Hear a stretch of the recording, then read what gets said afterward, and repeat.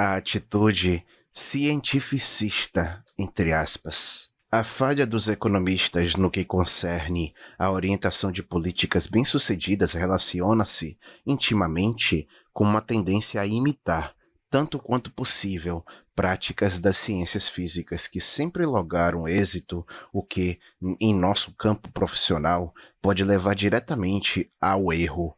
Este tipo de abordagem tem sido descrito como atitude cientificista, entre aspas, que já foi há cerca de 30 anos por mim definida.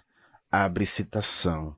É indiscutivelmente não científica no verdadeiro sentido da palavra, pois envolve uma aplicação mecânica e acrítica de hábitos de pensamento a campos diferentes daqueles em que foram concebidos. Fecha a citação.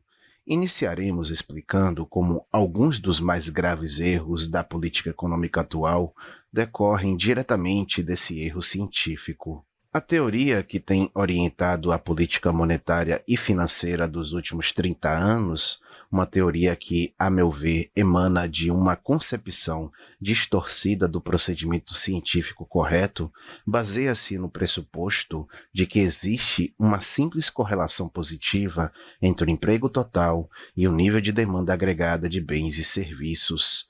Isto induz, consequentemente, a crença de que é possível garantir sempre o pleno emprego através da manutenção dos gastos monetários totais num nível adequado. Aliás, entre as várias teorias existentes para explicar o amplo desemprego, esta é, provavelmente, a única que pode receber o apoio de palpáveis dados quantitativos. Contudo, além de considerá-la fundamentalmente falsa, estou certo de que as medidas que ela inspira, como atualmente já podemos constatar, são extremamente prejudiciais. Chegamos ao ponto crucial, a diferença entre a economia e as ciências físicas. Em economia, e em diferentes e outras disciplinas que lidam com o que chamo de fenômenos, essencialmente complexos, entre aspas, podemos conseguir dados quantitativos para apenas alguns aspectos dos fatos que devem ser explicados. Além disso, esse número necessariamente limitado de aspectos quantificáveis talvez não inclua os aspectos mais importantes. Nas ciências físicas, geralmente supõe-se, provavelmente com base em boas razões, que qualquer fator importante na determinação dos fatos observados poderá ser, ele mesmo, diretamente observado e mensurado. Quando se trata de um estudo de fenômenos essencialmente complexos, entre aspas, como é o caso do mercado, que depende das ações de diversos indivíduos, dificilmente se poderão conhecer a fundo ou mesmo dimensionar todas as circunstâncias que determinam o resultado de um processo. Mais adiante, explicarei os motivos que me levam a esta afirmação. Assim, enquanto nas ciências físicas o pesquisador pode medir, na base de uma teoria a prima facie, aquilo que ele julga ser importante, nas ciências sociais passa a ser importante aquilo que pode ser medido. Este modo de pensar é algumas vezes levado a tal ponto que alguns afirmam que nossas teorias devem ser formuladas de tal maneira que só se relacionem a grandezas mensuráveis. Essa condição, não se pode negar, limita arbitrariamente os fatores que podem ser admitidos como causas possíveis de acontecimentos no mundo real.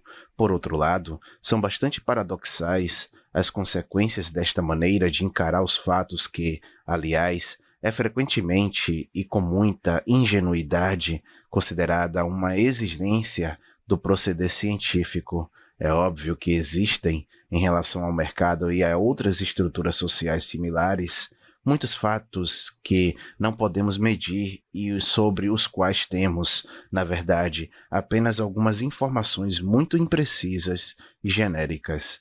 Como os efeitos desses fatos não são passíveis de confirmação através de provas quantitativas em um momento específico qualquer, eles são simplesmente ignorados por aqueles que se comprometeram a aceitar apenas aquilo que lhes parecesse ser evidência científica. E assim, eles vão em frente, na ilusão de que, os fatos podem ser medidos são os únicos que têm relevância. A correlação entre a demanda agregada e o emprego total, por exemplo, apenas pode ser aproximada. No entanto, como é a única sobre a qual há informações quantitativas, passa a ser considerada a única causa importante para a relação. A partir daí, o que se pode ter é uma ótima evidência científica, entre aspas, para uma falsa teoria, e esta será aceita porque parece mais científica, entre aspas, que uma teoria que, embora tendo uma explicação válida, é rejeitada simplesmente por não haver evidências quantitativas suficientes para embasá-la.